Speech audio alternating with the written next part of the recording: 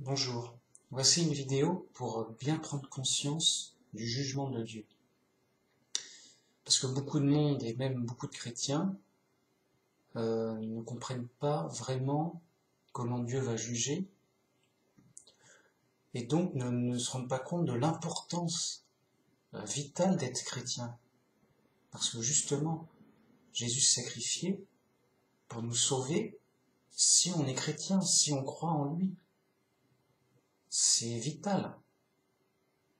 Et donc, ceux qui ne croiront pas en Jésus ne seront pas sauvés. Donc, c'est un point central de la Bible dans lequel il faut bien insister, que les choses soient bien claires. C'est pour ça que j'ai appelé cette vidéo Dieu moissonne les chrétiens et détruit les autres. Pour que ce soit clair. C'est-à-dire qu'à la fin des temps, il y aura un jugement et il y aura une moisson. Je reprends ce terme d'une parabole donnée par Jésus sur la moisson et où là on voit toute la clarté de la chose. Alors, il faut être bien conscient qu'il y aura deux jugements. Beaucoup de personnes diront « Oh non, si seuls les chrétiens sont sauvés, c'est pas juste, il y a des gens sympas, il y a des gens honnêtes, il y a des gens ceci, il y a des gens cela. » Alors qu'il peut y avoir des chrétiens méchants, des chrétiens malhonnêtes, cela. Et on dit « c'est pas juste ». Mais c'est ignorer qu'il y aura deux jugements, un jugement sur les actes, et donc évidemment que chacun recevra en fonction de ce qu'il a fait, en termes de récompense-punition, mais il y aura surtout un jugement sur la foi. Et là, c'est la foi qui sauve. C'est-à-dire que, est-ce qu'on aura ou non la vie éternelle, ne dépendra que de notre foi en Jésus. Donc quand même, c'est le plus important. Bien qu'il y aura de la justice pour les actions, mais en termes de juste de récompense-punition relative, proportionnée aux actes. Voyez ? Et donc il n'y a rien qu'on puisse faire pour gagner la vie éternelle. C'est pas moi j'ai donné 1000 € à quelqu'un. C'est sympa, non? Ben oui, mais alors c'est pas ça qui va te donner la vie éternelle.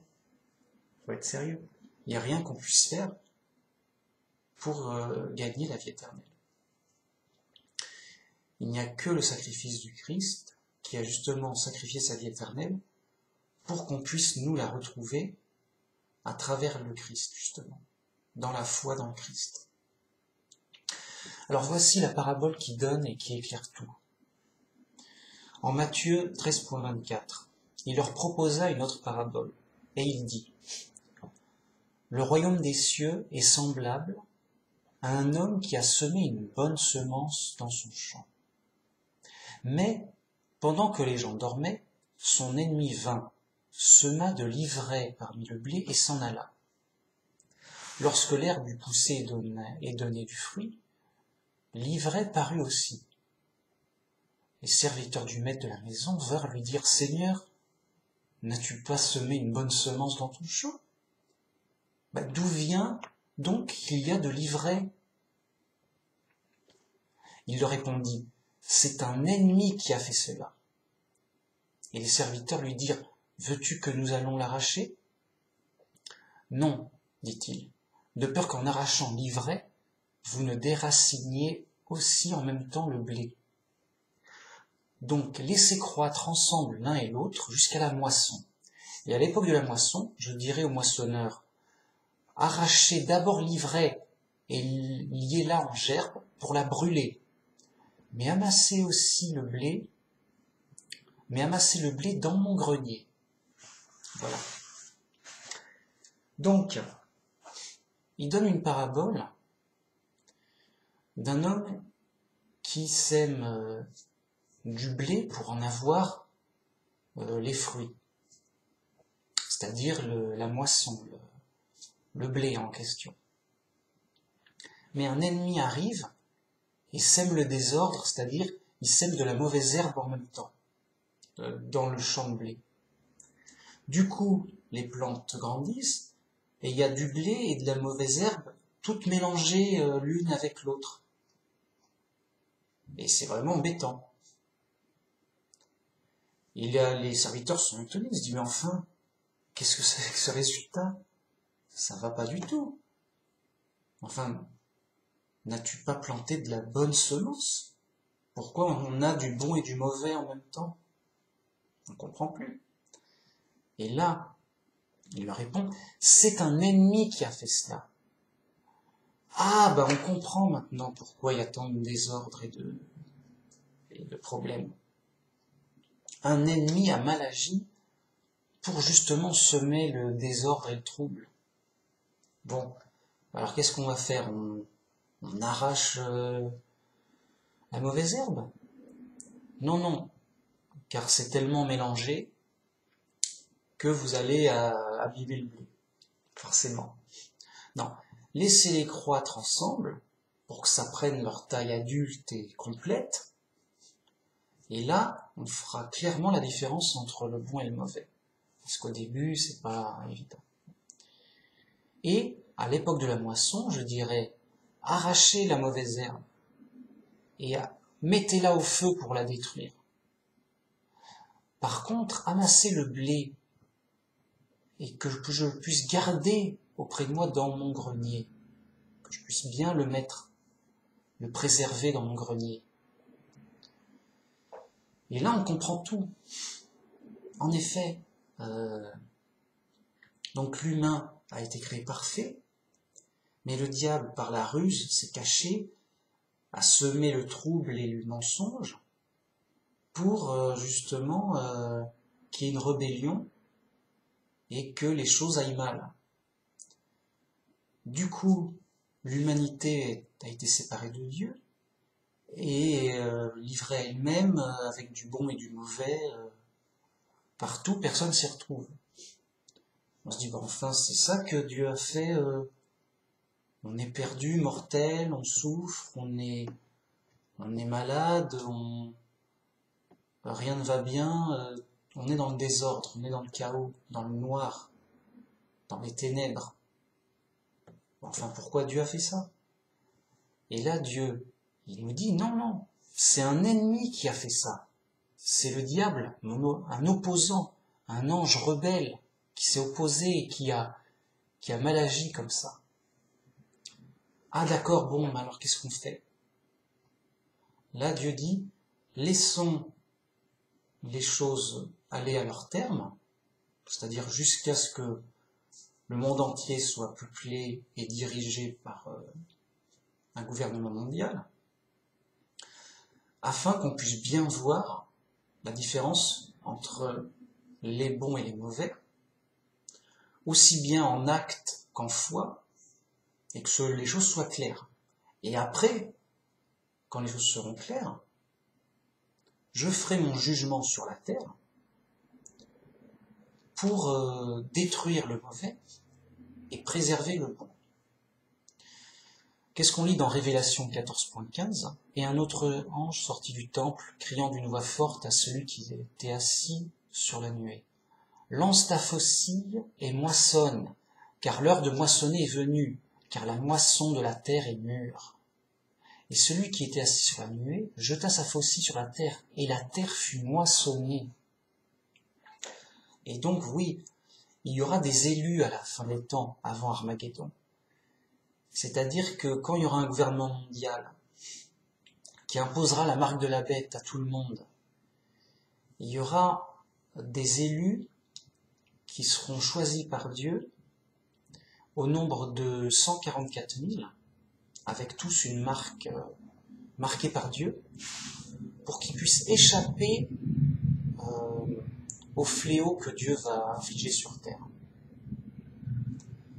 Donc, il y aura un jugement de la terre, il y aura des catastrophes et un fléau sur terre, mais les élus, les chrétiens de ces derniers temps, seront marqués pour être préservés et ensuite enlevés, sortis de la terre, et ils vont être enlevés au ciel pour être préservés justement. Et c'est là où on voit que la mauvaise herbe sera détruite et brûlée sur terre, mais le bon blé sera préservé et retiré à part pour le grenier. Donc qu'est-ce qui compte vraiment? C'est la foi dans le Christ pour être sauvé. Et Romains 4.3 nous dit: car que dit l'Écriture? Abraham crut à Dieu et cela lui fut imputé à justice. Donc la foi d'Abraham lui a été comptée comme justice. De même on dit en 11.7: c'est par la foi que Noé, divinement averti des choses qu'on ne voit pas encore, et saisi d'une crainte révérentielle, construit une arche pour sauver sa famille.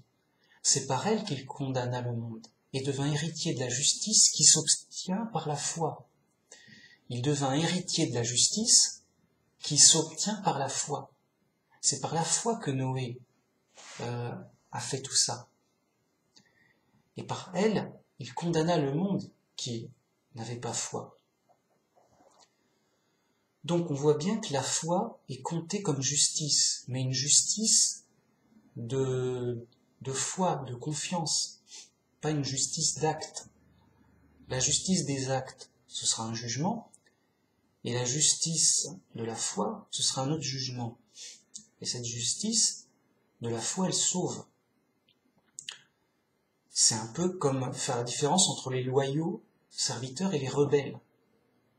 Vous avez des rebelles dans votre royaume, mais ils agissent pas forcément mal en termes de crimes, mais par contre, vous savez qu'ils refusent l'autorité royale et qui complotent pour renverser le roi, qui veulent pas obéir, qui sont vraiment des rebelles à l'autorité du roi. Ils reconnaissent pas le roi, ni son autorité, ni sa légitimité, et ils sont prêts à toute occasion pour le trahir d'une manière ou d'une autre. Au contraire, vous avez des serviteurs loyaux qui reconnaissent le roi et son autorité, et qui le soutiennent, et qui croient en lui, qui acceptent ses jugements et ses lois, et qui travaillent dans le sens qu'il donne.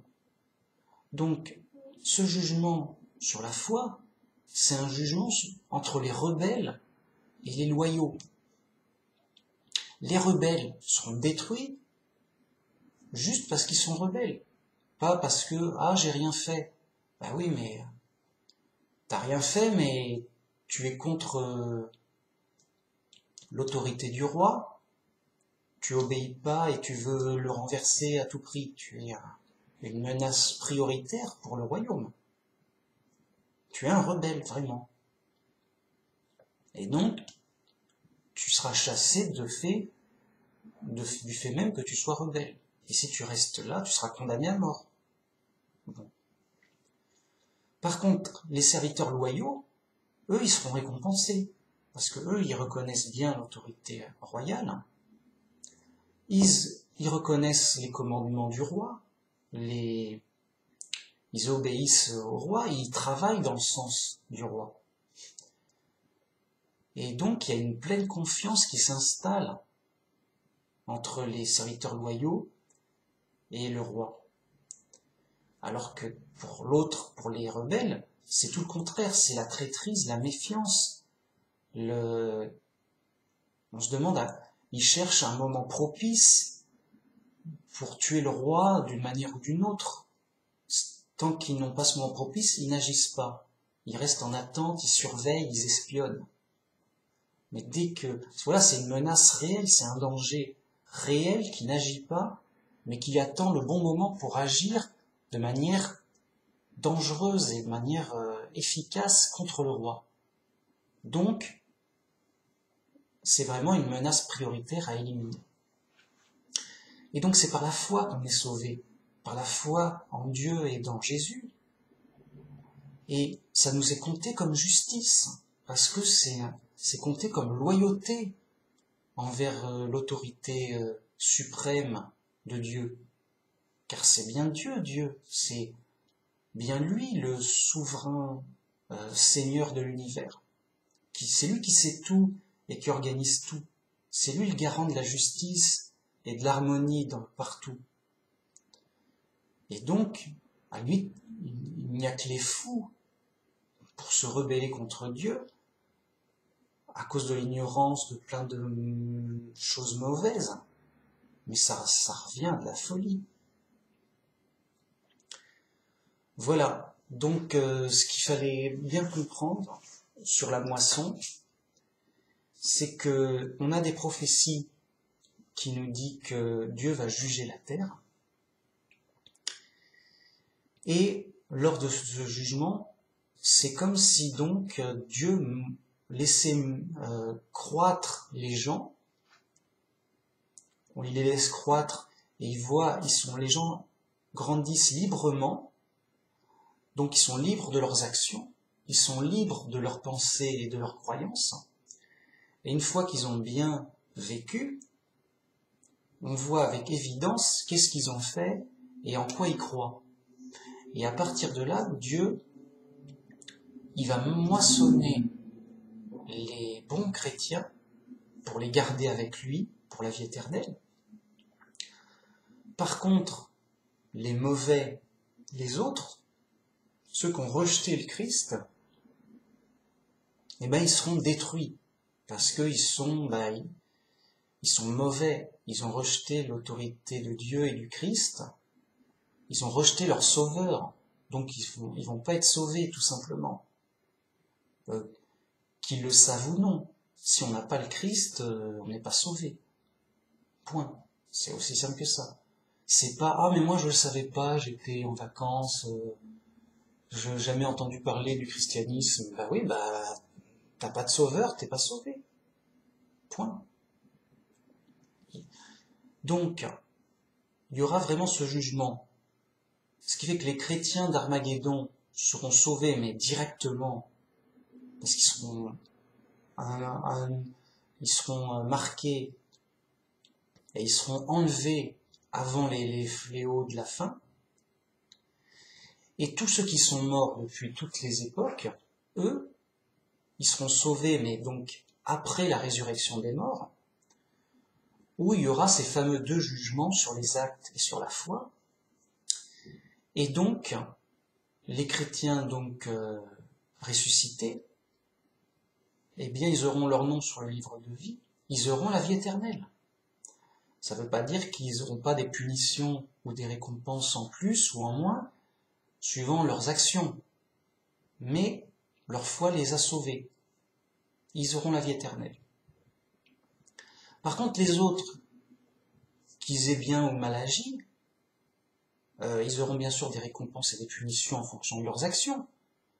Mais ils ne sont pas sauvés. Ils n'ont pas la foi dans le Christ. Et donc, ils n'auront pas la vie éternelle et ils seront détruits. Forcément. Voilà. Et donc, tout ça est comparable à une moisson où nous, êtres humains, on grandit sur terre, on est dans l'épreuve, livrés à nous-mêmes, libres, on choisit comment on va agir, on choisit ce qu'on pense et ce qu'on croit sur le monde, et à partir de ça, on aura un jugement sur nos actes, et un jugement sur notre foi, parce que Dieu connaît toute notre vie, et il moissonnera les justes, les bons chrétiens, et ceux du peuple de Dieu d'avant le Christ, bien sûr,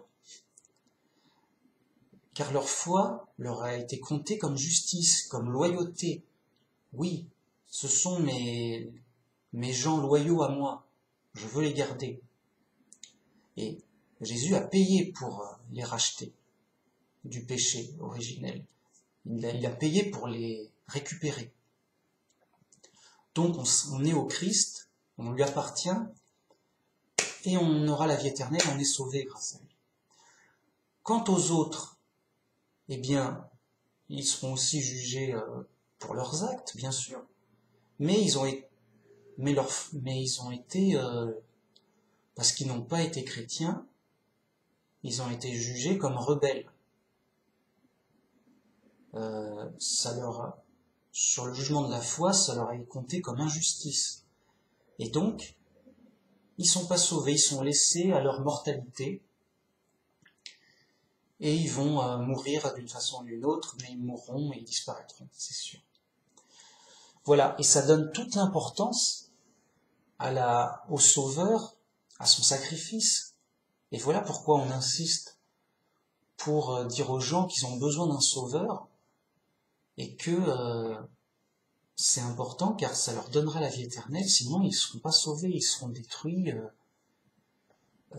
à la résurrection des morts. Et c'est toute l'importance du christianisme. Et je trouve que c'est vraiment très mal compris, d'où mes explications sur le jugement de Dieu, et que ce jugement, il est global et il est juste à tout point de vue, et sur les actes, et sur la foi. Merci beaucoup, au revoir.